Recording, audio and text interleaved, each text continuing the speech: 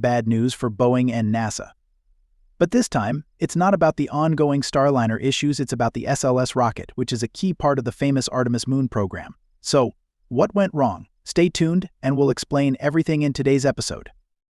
The Space Launch System SLS is NASA's next-generation heavy-lift rocket, designed to be the core of Artemis, the program that will take humans back to the moon and eventually to Mars. SLS is the most powerful rocket ever built and is meant to carry astronauts' cargo and important equipment to deep space, including the Lunar Gateway Station and landers for the moon. It plays a vital role in the mission, as it's built to launch the Orion spacecraft, which will transport astronauts to lunar orbit. The rocket is flexible enough to handle various missions, from crewed moon landings to deep space exploration. However, the SLS project has faced serious delays and massive budget increases.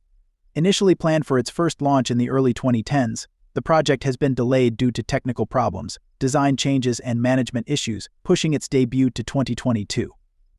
Even after this delay, the project continues to struggle with meeting deadlines, causing further delays in future Artemis missions. The budget for SLS has also skyrocketed, going from an original estimate of $10 billion to over $20 billion. These rising costs have raised doubts about whether the program can continue and achieve NASA's long-term goals for human space exploration.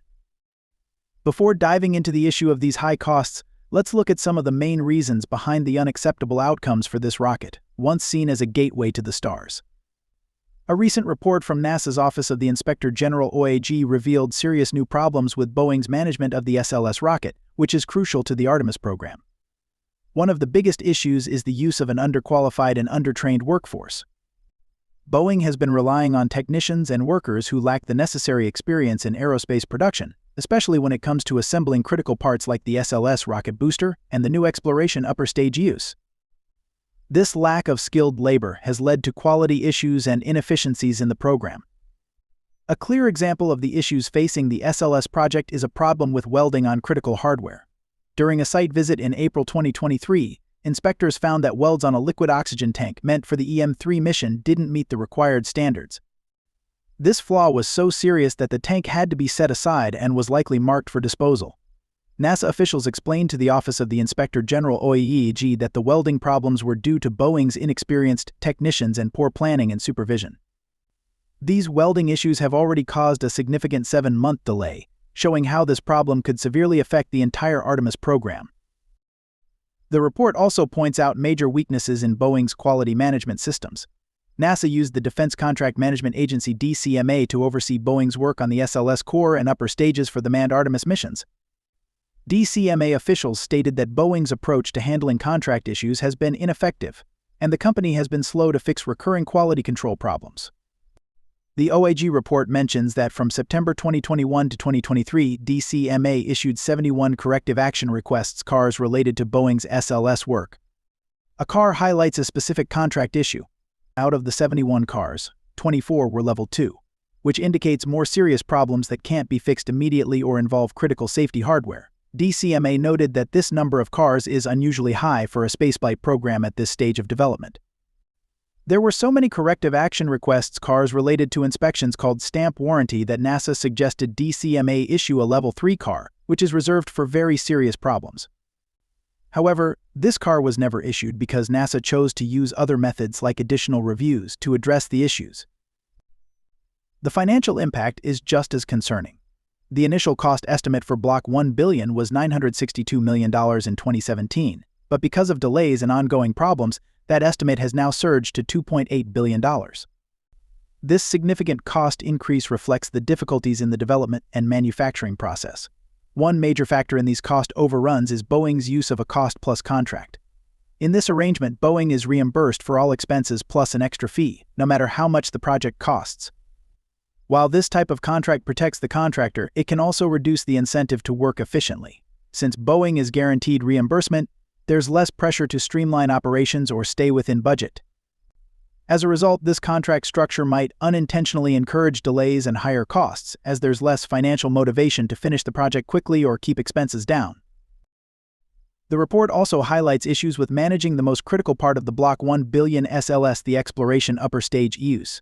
The EUS is set to replace the interim cryogenic propulsion stage used in the Block 1 SLS. Over half of the development cost for Block 1 billion is tied to the EUS. While NASA expects spending on the U.S. to decrease as Boeing moves workers off the project, the report predicts that Block 1 billion costs will stay at 2023 levels until at least 2026 before gradually decreasing. The report also warns that NASA's budget doesn't account for the extra funding needed for the U.S. through 2027, which could cause delays in the Artemis 4 launch planned for late 2028. Boeing uses a software tool called the Earned Value Management System (EVMS) to track progress through technical, cost, and other data.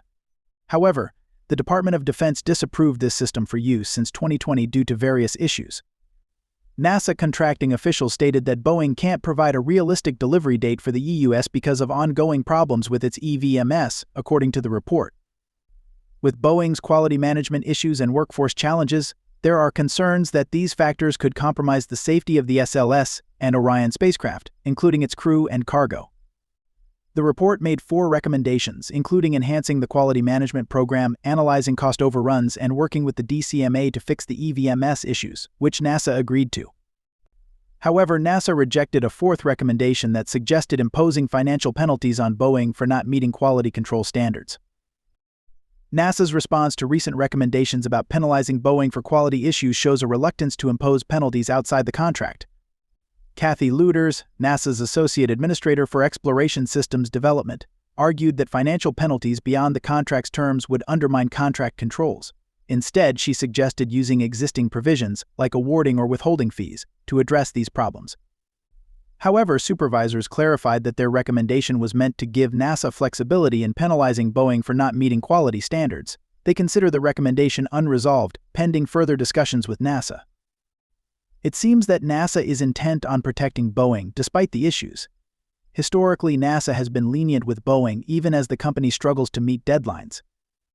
In 2019, NASA asked Boeing to complete the core stage for Artemis 3 by 2024, but so far, Boeing has only finished the core stage for Artemis 2.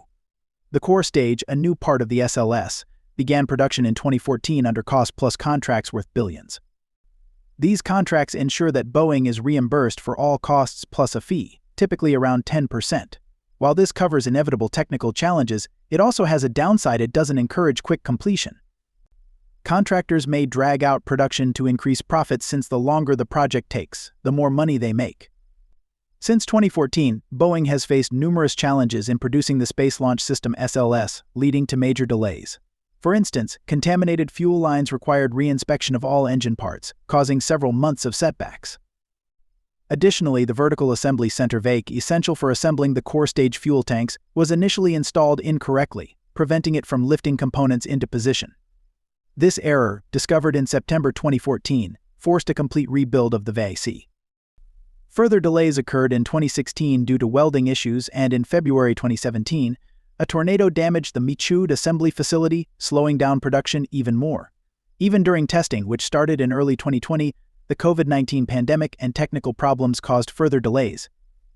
Despite all these issues, the SLS finally had its first flight on November 16 during the Artemis I mission, which was a success.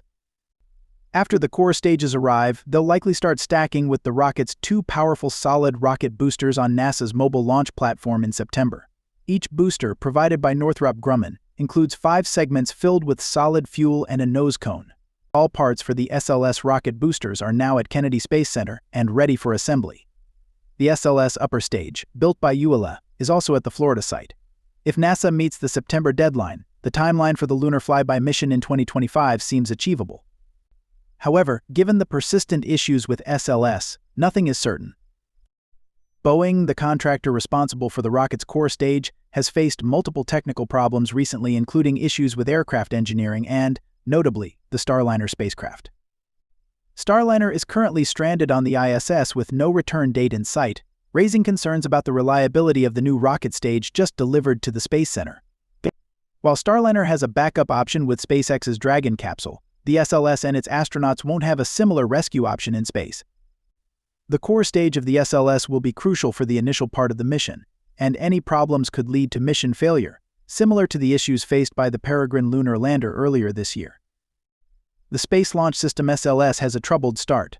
When President Obama canceled the Constellation program, it angered Congress from both parties. NASA had to make a tough trade. It agreed to build a heavy-lift rocket in exchange for support for the Commercial Crew program. This led to the creation of the SLS, which aimed to advance space exploration and also provide jobs and contracts to political supporters.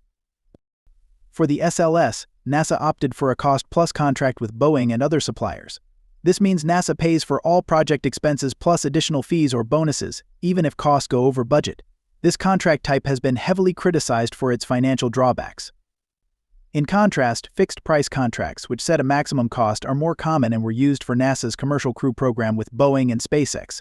SpaceX CEO Elon Musk believes that Starship and Super Heavy could be produced more cheaply than Falcon 9. By using liquid methane instead of RP-1 as fuel, the cost of fuel could drop to $900,000 per launch. The real game-changer is reusability, which Musk hopes will cut the cost of launching Starship into low Earth orbit to less than 1/10 of Falcon 9's cost per kilogram. The private space industry is thriving due to advances in reusability, on-orbit refueling, and economies of scale from long-term contracts. This makes a low-cost human presence on the Moon and Mars seem achievable.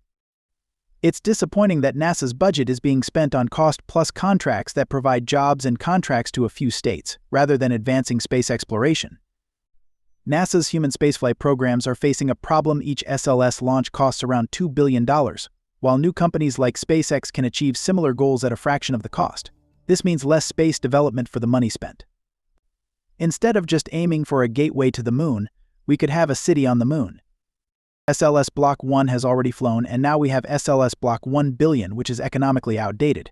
In a rational world, Congress would end this program and let NASA focus on commercial rockets. But that's not the reality. Fortunately, the private sector is progressing without needing billions of dollars. In a few years, humans will return to the Moon and eventually reach Mars. Cities in space are on the horizon. When history looks back on this era, it will show that space colonization happened despite the government's wasteful spending on an unused rocket. Thanks for tuning in, and see you next time.